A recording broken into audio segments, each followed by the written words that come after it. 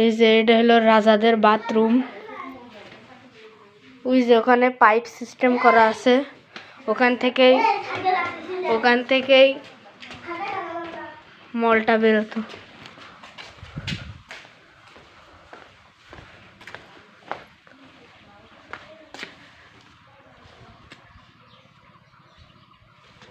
এখন আমরা উপরে উঠছি।